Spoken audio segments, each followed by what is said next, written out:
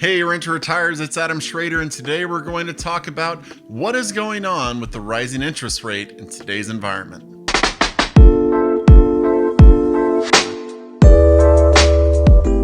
Before we get started with our video, please subscribe to our YouTube channel, click the notifications bell. Really appreciate you taking the time to watch the videos and don't want you to miss out on the content that we're putting out to make you the best investor you can possibly be. And as always, if you like the video at the end, please click the like button so we know and other people know that it's a video you enjoyed. And as always, if you have any questions or comments or anything else you want us to make a video about, leave it in the comments below and we will get to it as soon as possible. So what I want to talk about today are rates, because right now we're hearing the Fed talk about raising rates. You know, we're seeing rates start to rise, and when rates start to rise, we are seeing people freaking out. Now, hopefully I'm not talking about you, but you see it everywhere. You see investors start to worry about how their property may not make sense anymore, or their cash flow is going to be hit a little bit. You see rates on owner-occupied start to rise 0.1, 0.2%, and home buyers freak out and leave the marketplace and slow down the mortgage starts. It is something that happens every single time rates start to increase. And I want to be here to provide you with some perspective, because that's what we all need right now. It's some perspective. I want you to think about the rates that you were getting on your investment properties 3 years ago, 4 years ago. And if you weren't an investor then, let me tell you what they were. 3-4 years ago, we were looking at rates in the 5 to 6% range, somewhere in there. You know, that was roughly what it was. And properties at that time were cash flowing really well, because rents and values were roughly in the 1% range. Whenever the appreciation hit during COVID and the rates started dropping, well, guess what?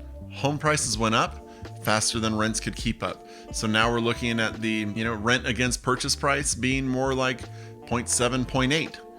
And so a lot of people are saying, well, it doesn't hit that magic 1% rule, so I'm not going to buy.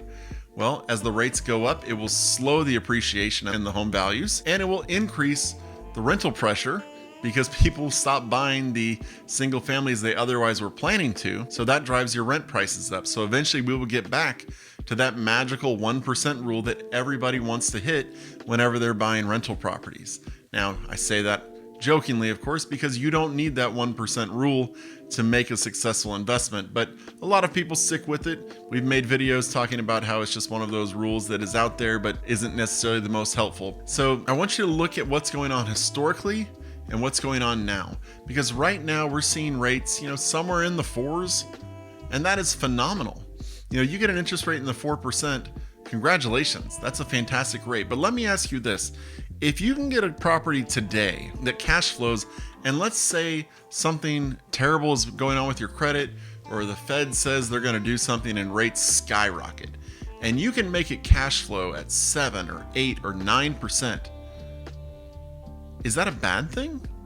Let's say you're looking at something and you're, getting 8% and you're making $150 a month. Now, obviously, $150 cash flow isn't something you're going to write home about, isn't something you're going to brag about and, put up on your vision board as what you want from your property. But let's just say it is, and you're able to cash flow $150 on a 7% interest rate. Well, guess what? Rates are going to come down.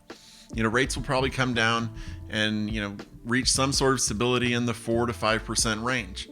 Now, if you have a higher interest rate, you are more likely to be willing to refinance and either pull cash out or just do a straight refinance for rate, which we don't recommend usually, but you'll have the opportunity to refinance for rate or for cash out and get a lower interest rate. You are going to be competing against people who bought their properties previously and are locked in with a 30-year fixed rate at around 3 to 4%. So they're going to have to convince themselves to refinance and get a higher interest rate. And even when that interest rate is great, still in that 4 or 5% range, it's a mental hurdle that a lot of people aren't going to be able to do. And that will leave you in a position of power, because now you're willing to do things that other people aren't, and your way of doing things will get you money. And when you have the money in the future, you can deploy it where others aren't. So don't look at interest rates as something that's holding you back or is going to cause you to, fail or something like that. The interest rate is there. It is what it is. You just need to evaluate your property today based on the interest rate you can get. Forget about what you got in the past. Forget about what you might get in the future. Look at what's right in front of you, because when you break it down, your property is a numbers game. It has numbers, and the interest rate is one of those numbers that dictates other things such as your principal and interest payments. But when you look at the percentage, you need to say, is this percentage creating a number that I'm happy with? And the fact is, as long as you're still cash flowing positive and you're in a good solid market like we recommend, you're going to be fine, because eventually you will be able to pull cash out and get your rate down, or straight refinance if you can drop your rate enough to make it worthwhile.